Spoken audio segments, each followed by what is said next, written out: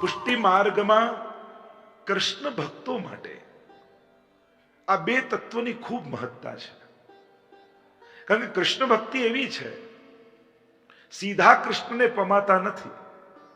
કૃષ્ણ સીધા કૃપા કરતા નથી. કૃષ્ણ માધ્યમ થકી કૃપા કરે છે. એટલે કે કૃષ્ણની કૃપા પામતા પહેલા એના જે કૃપા પાત્ર છે એની કૃપાના અધિકારી બનવું પડે છે, અને ત્યારે કૃષ્ણ કૃપાનો અનુભવ કરી શકાય છે. અને કૃષ્ણ કૃપાના શ્રેષ્ઠ કોઈ માધ્યમ હોય, એક શ્રી યમુનાજી અને બીજા શ્રી ગિરિરાજ બાવા. અને એટલે પુષ્ટિ ભક્તિમાં, વૈષ્ણવી ભક્તિમાં વિશેષ રૂપે આ બંને સ્વરૂપનું આરાધન બતાવ્યું છે. યમુનાજી માટે તો આપ બધા જ ખૂબ પ્રેમ રાખો છો, માં કહીને બોલાવો છો. નિત્ય યમુનાષ્ટકનો પાઠ કરી માની કૃપાને પ્રાપ્ત કરવાનો પ્રયાસ કરો છો. અને આ જગતમાં સૌથી વધારે કોઈ મોટું કૃપાલ હોય તે શ્રી યમુનાજી છે. કૃપાની જ મૂર્તિ એ શ્રી યમુનાજી છે. પ્રભુની ભીતર કૃપા કરવાની જે શક્તિ છે એનું જ મૂર્તિમંત સ્વરૂપ એટલે યમુનાજી. પ્રત્યેક વૈષ્ણવનો વિશેષ કોઈ ને કોઈ પ્રકારનો યમુનાજીનો અનુભવ હશે. ભાગ્ય સૌભાગ્ય શ્રી યમને જો દે. ભાગ્ય ને સૌભાગ્યની દાત્રી કોઈ હોય તો શ્રી યમુનાજી છે. 5 ફલ યમુનાષ્ટકના મહાપ્રભુજી ગણાવે છે. તવાષ્ટકમિદમ મુદા પઠતિ સૂર સૂતે સદા સમસ્ત દુરિત ક્ષયો ભવતિ વૈ મુકુંદે રતિ તયા સકલ સિદ્ધયો મુરરી પુષ્ટ સંતુષ્યતિ સ્વભાવ વિજયો ભવેત વદતિ વલ્લભ શ્રી. એક યમુનાષ્ટક કરવાથી આ 5 ફલ મળે, મહાપ્રભુજી આજ્ઞા કરે છે. યમુનાષ્ટક એક કરવું ને એ પણ એક યમુનાજીના પાન બરાબર જ છે. એ યમુના પાન જ છે. કારણ કે યમુનાષ્ટક પણ યમુનાજીનું વાંગમય સ્વરૂપ છે, વાણીમય રૂપ છે. એટલે વૈષ્ણવોએ નિત્ય એક યમુનાષ્ટકનો પાઠ તો અવશ્ય કરો, મિનિમમ, પછી જેટલા થઈ શકે એટલા. પણ યમુનાજીની આરાધના કરનારને યમુનાજી વિશેષ ફળ શું આપે છે? મુકુંદ રતિવર્ધિની જયતિ પદ્મ બંધો સુતા. યમુનાજીના કૃપાનું શ્રેષ્ઠતમ કોઈ ફલ હોય તે લૌકિક કામનાઓની સિદ્ધિ નથી, પણ ભગવત પ્રેમની પ્રાપ્તિ છે. પુણ્યો ઘણા કરી શકે, પણ ભગવત પ્રેમની પ્રાપ્તિ કરવી એ દુર્લભ છે. કૃષ્ણ પ્રેમ કોઈ નથી આપી શકતું. આપણે ત્યાં 2 તત્વોને કૃષ્ણ પ્રેમના દાતા કહ્યા છે. એક પહેલું તત્વ, એમ તો 3 તત્વો માની લઈએ. પહેલું તત્વ શ્રી યમુનાજી, જે મુકુંદ રતિવર્ધિની. યમુનાજીનું સ્મરણ કરવા માત્રથી યમુનાજી કૃષ્ણ પ્રેમનું દાન કરે છે. બીજું તત્વ છે શ્રી વલ્લભ. વલ્લભનું સાનિધ્ય એ કૃષ્ણ પ્રેમનું દાન કરે છે. અને એટલે મહાપ્રભુજીનું નામ સર્વોત્તમમાં છે, સાનિધ્ય માત્ર દત્ત શ્રી કૃષ્ણ પ્રેમ. સાનિધ્ય માત્રથી કૃષ્ણ પ્રેમનું દાન કરે. અને ત્રીજું તત્વ શ્રી ગિરિરાજજી છે. ગિરિરાજજીનો આશ્રય કરવાથી કૃષ્ણ ભક્તિની પ્રાપ્તિ થાય છે. તો મૂળ જે ચર્ચા આપણે કરી રહ્યા છે એ ગોવર્ધન યાગની. ગઈકાલે ગિરિરાજજીનું મહાત્મ્ય સ્વયં ઠાકોરજીએ બતાવ્યું છે. અનેક પ્રકારથી ગિરિરાજજીના મહાત્મ્યની ચર્ચા છે. ગિરિરાજજી 3 સ્વરૂપે આપણે ત્યાં આરાધ્ય છે. એક, શૈલોસ્મી કહીને પ્રભુ પ્રગટ થયા, એટલે કે ગિરિરાજજી સાક્ષાત શ્રી કૃષ્ણનું જ સ્વરૂપ છે. ભક્તિ માર્ગમાં આ 2 ભેદ સમજવા જરૂરી છે, આકાર અને સ્વરૂપ. ગિરિરાજજી પર્વત આકારે છે, પણ સ્વરૂપથી તો સાક્ષાત શ્રી કૃષ્ણનું જ સ્વરૂપ છે. આકારે છે એટલે એક વસ્તુ યાદ રાખો, આપણે મૂર્તિને ભગવાન તરીકે નથી માનતા, પણ ભગવાનને મૂર્તિ રૂપે માનીએ છીએ. મૂર્તિમાં ક્યારે તાકાત નથી હોતી ભગવાન બનવાની, પણ ભગવાનમાં તાકાત હોય છે મૂર્તિ રૂપે બિરાજવાની. પ્રભુ પોતે પોતાનો અનુભવ કરાવવા, આપણા ભાવને પૂર્ણ કરવા માટે આપણે ત્યાં કોઈ ને કોઈ સ્વરૂપ લઈને બિરાજ્યા છે. એટલે સાક્ષાત પ્રભુ જ છે, પણ મારે ત્યાં આ રૂપે બિરાજ્યા છે. આકાર પર્વતનો ગિરિરાજજીનો અને સ્વરૂપ શ્રી કૃષ્ણનું. આ 2 ભેદ. એટલે આકારથી ભક્તિની શરૂઆત થાય અને સ્વરૂપમાં પ્રાપ્તિ થાય. આપણે ભજીએ છીએ સ્વરૂપને, પ્રાપ્ત કરવા ઈચ્છે છે સ્વરૂપને. પ્રભુ રૂપ. બીજું સ્વરૂપ ગિરિરાજજીનું જે વેણુ ગીતમાં ગોપીજનોએ બતાવ્યું એ ભગવદીનું સ્વરૂપ છે, હરિદાસ વર્યનું સ્વરૂપ છે. તમને આ સંસારમાં કોઈ ભગવદી ન મળે અને મનમાં સત્સંગ કરવાની ઉત્કંઠા હોય ને તો ગિરિરાજજીની તરેટીમાં જઈને બેસી જજો. એના જેવો કોઈ ભગવદી નથી અને ભાવથી ભરેલો છે. જો અગ્નિ પાસે જઈને માંગવાનું ન હોય કે ગરમી આપ, લાગે જ. બરફની પાટ પાસે જઈને માંગવું ન પડે કે ઠંડક આપ. એમ ગિરિરાજજી પાસે જઈને માંગવું ન પડે કે ભક્તિ આપો, એ ભક્તિ લાગી જ જાય. કારણ કે ભક્તિથી જ ભરેલા શ્રી ગિરિરાજજી છે. અને ગિરિરાજજીમાં ત્રીજું મહાત્મ્ય છે, ગિરિરાજજી વ્રજના દેવતા છે, વ્રજ ભક્તોના આરાધ્ય છે.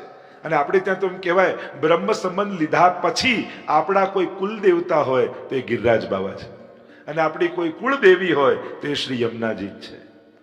કારણ કે બ્રહ્મ સંબંધ લેવું એટલે વ્રજભક્ત બનીને જીવવું. અને વ્રજભક્તો ગિરિરાજજીને જ અમારો દેવ ગોવર્ધન રાનો, અમારા દેવતા તો ગિરિરાજજી છે. અમારી દેવી નમો દેવી યમને, નમો દેવી યમને, હર કૃષ્ણ મિલનાંતરાયમ. યમુના અષ્ટપદીમાં ગિરિરાજજીને શ્રી યમુનાજીને સ્વયં ગુસાઈજી કહે છે. આ આપણે ત્યાં ભાવ છે. અને એને પણ શા માટે ભજીએ છે? કૃષ્ણને પ્રાપ્ત કરવા માટે. ગિરિરાજજીના મહાત્મ્યમાં એક છે કંદરા અને બીજી છે તરહેટી. આ બંનેનું મહાત્મ્ય છે. ગિરિરાજજીની કંદરામાં સાક્ષાત યુગલ સ્વરૂપની લીલાઓ છે, રાત્રિની માધુર્યયુક્ત લીલાઓ છે. ગિરિરાજજીની ભીતર જ વૈષ્ણવનું ગોલોકધામ છે. આપણે ત્યાં ગોલોકધામની જે વાત કરીએ છીએ એ ભૂતલ પર પ્રગટ ગોલોકધામ ક્યાંક બિરાજતું હોય તો એ ગિરિરાજજીની અંદર છે. ચતુર્બુદ્ધદાસજી પર કૃપા કરી અને ગુસાઈજીએ આ ગોલોકધામનો અનુભવ એટલે કે ખટરીતુ અને દ્વાદશ નિકુંજનો અનુભવ સ્વયં ગુસાઈજીએ કૃપા કરીને કરાવ્યો ચતુર્બુદ્ધદાસજી. અને એ ગોલોકધામમાં પ્રવેશવાના 8 દ્વાર છે ગિરિરાજજીની ભીતર. અને આપણા અષ્ટસખા છે ને જે અહીંયા તમે જુઓ છો નીચે, એ 8 દ્વારના મુખિયા છે. દ્વારપાલ નથી, મુખિયા છે. દ્વારપાલ હોય એ દરવાજે ઉભો હોય, મુખિયા હોય એ ભીતરમાં સેવા કરતા હોય. એટલે ઘણી વાર લોકોને એમ થાય કે દ્વાર છે એટલે દ્વાર પાસે અષ્ટસખા ત્યાં ક્યાંક સ્વરૂપ મૂકીએ કે ચિત્ર મૂકીએ, પણ જોવા જાઓ તો એ કોઈ દ્વારપાલ થોડી છે, એ તો ભીતર રહીને યુગલ સ્વરૂપની સેવા કરી રહ્યા છે. આ ભાવ. અને ત્યાં દ્વાદશ નિકુંજ છે, 6 ઋતુ બિરાજમાન છે અને એનું સુંદર વર્ણન કરવામાં આવ્યું છે. ખૂબ સુંદર ચર્ચાઓ એમાં છે, હમણાં ચર્ચામાં નથી પડતો. પણ ભીતર ગિરિરાજજીની ભીતર કંદરાઓની મહત્તા છે અને બહાર પરિક્રમાઓની મહત્તા છે. આજે પણ ઠાકોરજી નિત્ય ગિરિરાજજીની પરિક્રમા કરે છે. અને જ્યાં જ્યાં જે લીલાઓ થઈ ત્યાં ત્યાં આજે પણ એ લીલાઓ થઈ રહી છે. કૃષ્ણ તત્વને સમજવા માટે આટલા સિદ્ધાંતો મહાપ્રભુજીના સમજવા નિતાંત આવશ્યક છે. તો જ તમે કૃષ્ણ લીલાને સમજી શકો. સૌથી પહેલો કૃષ્ણ ભક્તિનો સિદ્ધાંત એ છે નિત્ય લીલાવાદ, કે પ્રભુની પ્રત્યેક લીલાઓ નિત્ય છે. નિત્ય મીન્સ ઇટરનલ, શાશ્વત છે. એમ ન કહેવાય કે ભગવાને આ લીલા કરી હતી. વ્રજમાં ભૂતકાળ છે જ નહીં. જો 2 જગ્યાઓ હોય છે, એક છે ઐતિહાસિક સ્થળો અને બીજા હોય છે લીલા સ્થળી. વ્રજ એ કોઈ ઐતિહાસિક સ્થળી નથી, ઐતિહાસિક ભૂમિ નથી. ઐતિહાસિક ભૂમિ કોને કહેવાય? જેમાં કોઈ ઘટનાઓ ઘટી હોય અને પછી લોકો એ ઘટનાઓના ચિહ્નો જોવા જાય. એ ઘટી ગઈ, આટલા હજારો વર્ષ પહેલા થઈ ગયું અને એ ક્યાં થયું હતું એ જોવા લોકો ભૂતકાળ જોવા જ્યાં જાય એ ઐતિહાસિક સ્થળ કહેવાય. પણ વ્રજને ઐતિહાસિક સ્થળ આપણે નથી કહેતા. આપણે શું કહીએ? વ્રજ તો લીલા ભૂમિ છે. અને લીલા સ્થળી એને કહેવાય જ્યાં આજે પણ જે હજારો વર્ષ પહેલા લીલા થઈ હતી એ આજે પણ એવી જ એ જગ્યાએ એ જ સ્વરૂપે ચાલી રહી છે. એને કહેવાય નિત્ય લીલાવાદ. પ્રભુની લીલાઓ ભૂતકાળ નથી. નામ રૂપ લીલા અને ધામ આ શાશ્વત છે, હતા, છે અને રહેશે. એટલે કે આજે પણ કૃષ્ણની આ બધી જ લીલાઓ જે સ્થળે થઈ એ સ્થળે ચાલી જ રહી છે. અને એટલે તમે અષ્ટસખાની વાણી જુઓ. અષ્ટસખાના પદનું જો તમે થોડુંક ચિંતન કરશો તો કોઈ પદ તમને ભૂતકાળમાં નહીં મળે. બધા જ પ્રેઝન્ટ કન્ટિન્યુઅસ ટેન્સમાં મળશે. દેખો રી હરિ ભોજન ખાત, આજ દધી મીઠો મદન ગોપાલ, બેઠે હરિ રાધે સંગ, કુંજ ભવન અપને રંગ. બધા જ ચાલુ વર્તમાન કાળ, પ્રેઝન્ટ કન્ટિન્યુઅસ ટેન્સ. આ બધી લીલા થઈ રહી છે, ચાલી રહી છે, અને એનો અનુભવ અષ્ટસખા કરે છે. અને આજે પણ ચાલી રહી છે એનો અર્થ એ થયો કે એ લીલાઓનો આજે પણ જીવને અનુભવ થઈ શકે છે. જો ભૂતકાળ હોત તો ક્યારેય લીલાઓનો આજે અનુભવ ન થાત. વર્તમાન છે એટલે આજના જીવને પણ એ લીલાનું ચિંતન થઈ શકે, અનુભવ થઈ શકે નહીં, એ લીલામાં પ્રવેશ પણ થઈ શકે છે. જ્યારે આધિદૈવિક અલૌકિક સ્વરૂપ પ્રાપ્ત થાય જીવને, ત્યારે લીલામાં એનો પ્રવેશ પણ સંભવ છે. એટલે આ સિદ્ધાંત નિત્ય લીલાવાદનો. નહીં તો ઘણાને એમ થાય આ તો બધું હજારો વર્ષ પહેલા થઈ ગયું, આજેનું ચિંતન કરીને શું? અરે આજે પણ એ લીલા થાય છે એટલે એનો અનુભવ થઈ શકે છે અને એમાં પ્રાપ્તિ પણ થઈ શકે છે જીવની. આ કૃષ્ણ લીલા ચિંતન છે. બીજું, કૃષ્ણ લીલામાં બીજો મહત્વનો સિદ્ધાંત છે વિરુદ્ધ ધર્માશ્રયતા. કે આપણા ઠાકોરજી એ જ બ્રજમાં 6 દિવસના પણ છે, 6 મહિનાના પણ છે, અને 7 વર્ષના પણ છે, અને 11 વર્ષના પણ છે. 11 વર્ષના નહીં, એ તો કિશોર પણ છે. તમે જેટલી પીછવાઈઓ ઠાકોરજીની જુઓ છો, ક્યાંય તમને બાલકૃષ્ણ દેખાય છે કોઈ પીછવાઈમાં?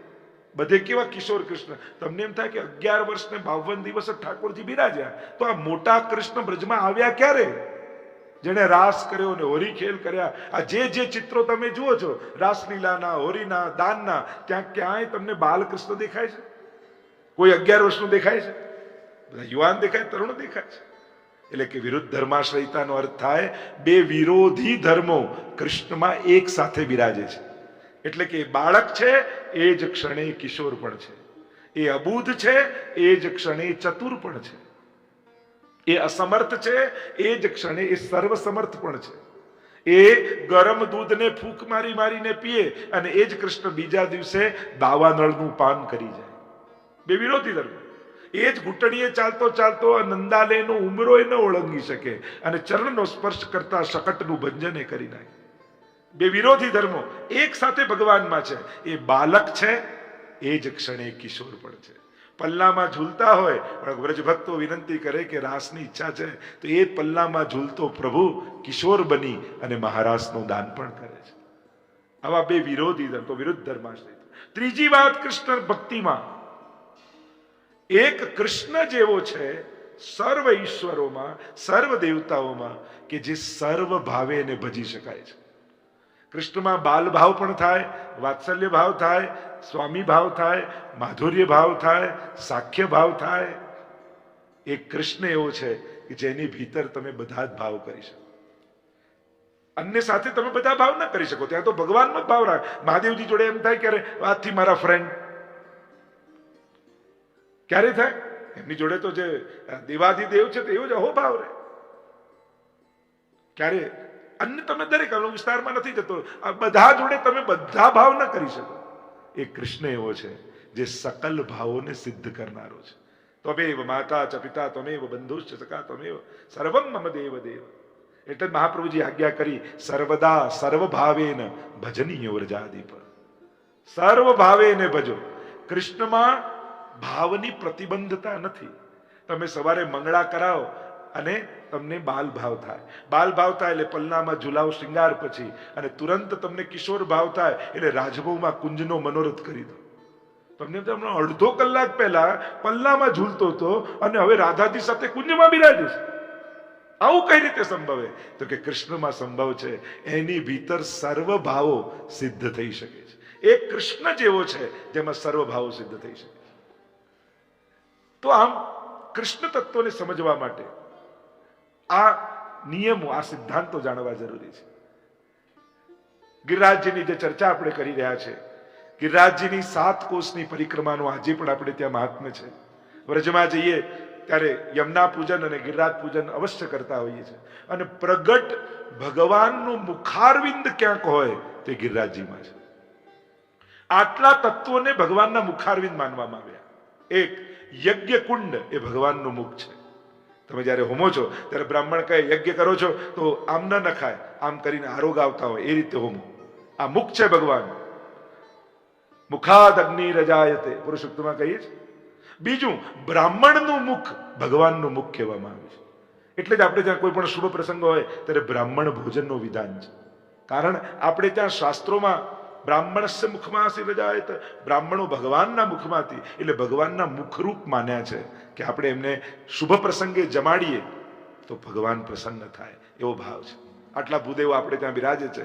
આપણો એક શુભ પ્રસંગ, આપણે ત્યાં ઉત્સવ કર્યો ક્યારે કહેવાય? જ્યારે આટલી વસ્તુ ભેગી થાય ને ત્યારે ઉત્સવ કર્યો કહેવાય. ખાન પાન તાન ગાન માન ને દાન. તો ખાન કર્યું, પાન કર્યું, માન કર્યું, ગાન કર્યું, હવે બાકી રહ્યું દાન. બધાએ બ્રાહ્મણોનું દાન આપી અને આપણા ઉત્સવને મહામહોત્સવ બનાવવો જોઈએ. તો બ્રાહ્મણનું મુખ કયું છે? ત્રીજી વસ્તુ, ગાયનું મુખ એ ભગવાનનું મુખ છે. જ્યારે આપણા કોઈ પણ શુભ પ્રસંગ હોય ત્યારે ગૌગ્રાસ કાઢવાનો એક પ્રકાર, એમ તો નિત્ય ગૌગ્રાસનો એક ક્રમ હોય છે કે રોજ ગાયને ખવડાવવું. તો ગાયના મુખને પણ ભગવાનનું મુખ માનવામાં આવે છે. એટલે જ્યાં પણ સુંદર રીતે ગૌશાળા હોય ત્યાં ગાયની સેવા, કારણ કે એના થકી ભગવાન આરોગે છે. એ જ રીતે આપણે ત્યાં પુષ્ટિ માર્ગમાં મહાપ્રભુજીનું એક નામ છે શ્રી કૃષ્ણાસ્યમ. ઠાકોરજીના મુખારવિંદનું સ્વરૂપ શ્રી મહાપ્રભુજી છે. અને આગળ ગિરિરાજજીનું મુખારવિંદ એ સાક્ષાત ઠાકોરજીનું મુખારવિંદ છે. એટલે જ્યારે પણ વ્રજમાં આપણે જઈએ છીએ ત્યારે ગિરિરાજ બાબાને મુખારવિંદમાં ભોગ ધરીએ છીએ. દૂધ ચડાવવાનો ક્રમ તો છે જ, પણ દૂધ ચડાવવાની માત્રા કરતા આરોગાવાની માત્રા વધારે રાખજો. કારણ કે આ પુષ્ટિ માર્ગમાં સ્નાન કરતા આરોગાવાનું મહાત્મ્ય વધારે છે. એટલે દૂધ ચડાવવાનું વિધાન છે, એનું માન છે, એનું પ્રકારનું આપણે સન્માન રાખીએ છીએ, પણ બને એટલું આરોગાવજો અને વ્રજવાસીના બાળકોને વાંટજો. ગિરિરાજજીને 5 સ્વરૂપ માનવામાં આવ્યા છે. જ્યારે પણ તમે ગિરિરાજજીની પરિક્રમા કરો છો ત્યારે એમ કહેવાય છે કે આ 5માંથી કોઈ એક સ્વરૂપે ગિરિરાજજી અચૂક દર્શન આપે છે. 5 સ્વરૂપ ગિરિરાજ બાબાના માન્યા. પહેલું સ્વરૂપ ગિરિરાજજીનું એક ગ્વાલનું, 12 વર્ષના ગ્વાલ તરીકે ગિરિરાજજી દર્શન આપે.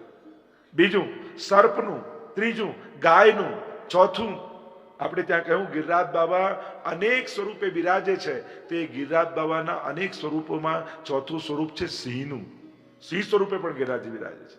અને 5મું રત્ન જડિત ગિરિરાજજી સ્વરૂપે. ત્યાં રત્ન ધાતુ ગિરિરાજે રે વલ્લભાખ્યાનમાં જે દર્શન થયા. તો આ 5 સ્વરૂપ ગિરિરાજ બાબાની. અને એમ કહેવાય કે જ્યારે જીવ પરિક્રમા કરે ને ત્યારે આ 5માંથી કોઈ એક સ્વરૂપે ગિરિરાજજી અચૂક દર્શન આપે છે. જ્યારે તમે ભાવ અને શ્રદ્ધા સાથે બને ને તો અમુક જગ્યાએ લૌકિક બોલવાનું ટાળવું. વ્રજમાં જ્યારે જાઓ ને ત્યારે યમુનાજીના તટ ઉપર ઉભા હો ત્યારે અને ગિરિરાજજીની પરિક્રમા કરતા હો ત્યારે બને તો લૌકિક વાત કરવાનું ટાળજો. કારણ કે ગિરિરાજ બાબા એવા ભગવદીય છે, અખંડ ભગવત ભજન કરે છે, અખંડ ભગવત નામ લે છે. અને ત્યાં જઈને આપણે જ્યારે લૌકિક વાત કરીએ છીએ તો એમને ભક્તિમાં વિક્ષેપ પડે છે. બને તો કોશિશ કરજો આ 2 સ્થળે લૌકિક ક્રિયા અને લૌકિક વાત ન થાય. એમ તો આપણે કહીએ જ્યાં જ્યાં ભગવત સ્થળ હોય, આપણે હવેલીમાં જઈએ, મંદિરમાં જઈએ, ત્યાં પ્રયાસ કરો ઠાકોરજી સામે ઊભા હોય અને દર્શન ખુલ્લા હોય ત્યારે હાય કેમ છે એમ કરીને ભેટે, પછી હેલો કરે, પેલું કરે. બને તો એ સમયે પ્રધાનતા ઠાકોરજીની જ રાખવી. કે અત્યારે પ્રભુ બિરાજે છે, આપણા બધાનું ધ્યાન ઠાકોરજી સામે રાખવું જોઈએ. બહાર જઈને આપણે ગમે ત્યારે અભિવાદન, આપણે ત્યાં તો ત્યાં સુધી કહ્યું ઠાકોરજીના દર્શન ખુલ્લા હોય તો વૈષ્ણવ જય શ્રી કૃષ્ણ આંખથી ખાલી ભગવત સ્મરણ કરે છે. કારણ કે ઠાકોરજી બિરાજે છે.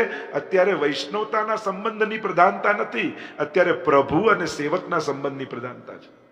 જે સમયની પ્રધાનતા ઠાકોરજી બિરાજતા હોય ને અમે ઊભા હોય તો અમને એ સમય પગે ન લગાય, મનથી દંડવત કરી લેવા, હાથથી દંડવત કરવા. પણ ઠાકોરજીની સામે એટલે તમે જોજો વલ્લભધામમાં અમે બિરાજતા હોઈએ ત્યારે ત્યાં ટેરો આપણે રાખીએ છીએ સિંહાસનની પાસે, કેમ કે ઠાકોરજી બિરાજે છે તો એની આગળ કઈ રીતે કરી શકાય? આ વિવેક પુષ્ટિ માર્ગનો વિવેક છે. જે સંબંધની પ્રધાનતા હોય એ સંબંધને જ પ્રાધાન્ય આપવું જોઈએ. શ્રી ગિરિરાજ બાબા એવા કૃપાળુ છે. પરિક્રમા જ્યારે ગિરિરાજ બાબાની ચરિત્રની તો ઘણી બધી ચર્ચાઓ છે. આ શ્રી ગિરિરાજ બાબાને પૂજન કરવાનું પ્રભુએ જ્યારે આજ્ઞા કરી અને જ્યારે વ્રજવાસીઓએ ગોવર્ધન યાગ કર્યો, ઇન્દ્રને સમાચાર મળ્યા, નારદજીએ કહ્યું કે ઇન્દ્ર તારું સૌથી મોટું અપમાન વ્રજવાસીઓએ કર્યું છે. ઇન્દ્ર યાગ બંધ કરી નવો કોઈ ગોવર્ધન યાગ શરૂ કર્યો છે. ઇન્દ્ર કોપાયમાન થયો, સંવર્તક નામના મેઘોને આજ્ઞા કરી જાઓ સમગ્ર બ્રજને ડુબાડી દો. પ્રલય કાળમાં જે વર્ષા કરે એ મેઘો આકાશમાં ઘેરાવા લાગ્યા. કાળા કાળા કડિંબ બાદલો ઘેરાયા છે, મોટી મોટી શિલાઓ પડતી હોય એવી વર્ષાની બૂંદો પડવા લાગી. ગભરાયા બ્રજવાસીઓ આવ્યા ઠાકોરજીના શરણમાં. ઠાકોરજીએ કહ્યું કે જે ગિરિરાજજીએ નો યજ્ઞ આપણે કર્યો છે એ ગિરિરાજ બાબા આપણી લાજ બચાવશે. આવો ગિરિરાજજીના શરણમાં જઈએ. જીવનમાં સંકટ આવે, અસમર્થનો આશ્રય નહીં લેવો, સર્વ સમર્થનો આશ્રય લેવો. પ્રભુ સર્વ સમર્થો હિ તતો નિશ્ચિત તતામ વ્રજેત. પોતે રડતો હોય એ તમારા આંસુ નહીં લૂછી શકે. સમર્થ વ્યક્તિ હોય એ જ, કારણ કે લોકો આશ્વાસન આપી શકશે, દુઃખ દૂર ન કરી શકે. માણસ મદદ કરવાની ગેરંટી આપી શકે, સુખી કરવાની ગેરંટી કોઈ ના આપી શકે. એ તો કેવલ ઈશ્વરના જ હાથમાં છે. અને જ્યારે ગિરિરાજજીના શરણમાં આવ્યા છે, શ્રીનાથજી બાબા શ્રી ઠાકોરજી ગિરિરાજજીની કંદરામાં પ્રવેશી વામ ભુજાની કનિષ્ઠા ઉપર ધારણ કર્યા. સર્વ વ્રજવાસીઓને આમંત્રિત કર્યા છે, આવો ગિરિરાજજીની શરણમાં આવી જાઓ. ગિરિરાજજીની શરણમાં આવ્યા છે. વામ ભુજાની કનિષ્ઠા ઉપર ભાગવતજી એમ લખે, એક નાનકડું બાળક રમતા રમતા બિલાડીના ટોપને જેમ ખેંચી લે, એમ ભગવાને ગિરિરાજજીને એ બિલાડીના ટોપની જેમ પોતાની આંગળીમાં ધારણ કર્યા. વ્રજવાસીઓને આમંત્રિત કર્યા, શરણમાં આવી જાઓ. બધા જ વ્રજવાસીઓ ગાયો આદિને લઈને બધા જ ગિરિરાજજીની શરણમાં આવી ગયા. બધાને થયું કે આ 7 વર્ષના પ્રભુ ગિરિરાજજીને કેમ ધારણ કરશે. બધાએ પોતપોતે લાકડી લઈ લીધી, લાકડી લગાવી દીધી ગિરિરાજજીની નીચે, અને થયું કે હવે બધું બરાબર છે, કનૈયા આપ તું છોડ દે, અમને લકડી લગા દી. ઠાકોરજીને થયું કે હજી એ સાધન બળનો આશ્રય છે, મારે તો 7 દિવસ ગિરિરાજજીને ધારણ કરવી, સર્વ અન્યાશ્રયો છોડાવી દેવા છે. કારણ કે વૈષ્ણવ છે ને એ ન બુદ્ધિ બળ પર જીવતો હોય, ન પુરુષાર્થના બળ પર જીવતો હોય. વૈષ્ણવ તો કેવલ કૃપાના બળ પર જીવે છે. પ્રભુ કરનારા છે. એ સામર્થ્ય પણ પોતાનું નથી જાણતો, પોતે કરેલા પોતે વાપરેલા સામર્થ્યને પણ ઠાકોરજીનું આપેલું સામર્થ્ય ગણે છે. પોતાની બુદ્ધિની કુશળતાને પણ ઠાકોરજી આપેલી બુદ્ધિની કુશળતા ગણે છે. કારણ કે જ્યારે તમે તમારું માનો છો તો તમારા જેટલું જ કરી શકો છો, પણ જ્યારે તમારા કાર્યને ઠાકોરજીનું માનીને કરો છો તો ભગવાનના સામર્થ્ય જેવું મળી જાય છે. પેલું કહેતા ને કે નાનકડો છોકરો મા સાથે દુકાને ગયું, અને જ્યારે દુકાને ગયું ત્યારે માએ દુકાનમાં બહુ માલ ખરીદ્યો. એટલે દુકાનવાળાને એમ થયું કે આ બેન તો બહુ સારા ગ્રાહક છે, આટલું આટલું ખરીદે છે, તો કાયમ માટે બંધાયેલા રે, એટલે છોકરાને રાજી કરું તો માં રાજી થાય. એટલે ચોકલેટનો ડબ્બો ખોલીને કહ્યું, લે બેટા લઈ લે, તારે જેટલી જોઈએ એટલી લઈ લે. છોકરો કે ના મારે નથી જોઈતી. અરે હું તને કહું છું તને જોઈએ એટલી લઈ લે. કે ના મારે નથી જોઈતી. અને પેલા દુકાનવાળાને એમ થયું કે આ લેતો નથી, પોતે મુઠ્ઠો ભરીને પેલાના ખિસ્સામાં ભરી દીધી. બહાર આવે એટલે મમ્મી ખીજાઈ, મારો દીકરો થઈને ફ્રીની વસ્તુની ના પાડે છે, આટલું તને ભાન નથી. અરે માં, હું તારો દીકરો છું એટલે જ ના પાડતો હતો, કારણ કે જો મેં લીધી હોત તો મારી મુઠ્ઠી જેટલું આવત, ના પાડી તો પેલાના મુઠ્ઠા જેટલું આવ્યું. હું તો નાનું બાળક આટલું પકડત, પણ ના પાડી તો પેલા દુકાન. એમ જ્યારે આપણે પકડવા જઈએ છે, પોતાના સામર્થ્યને માનીએ છે, તો આપણા સામર્થ્ય જેવું થાય છે. ભગવાનની કૃપા અને ઈચ્છા માનો તો ભગવાનનું સામર્થ્ય તમારા કાર્યમાં જોડાઈ જાય છે.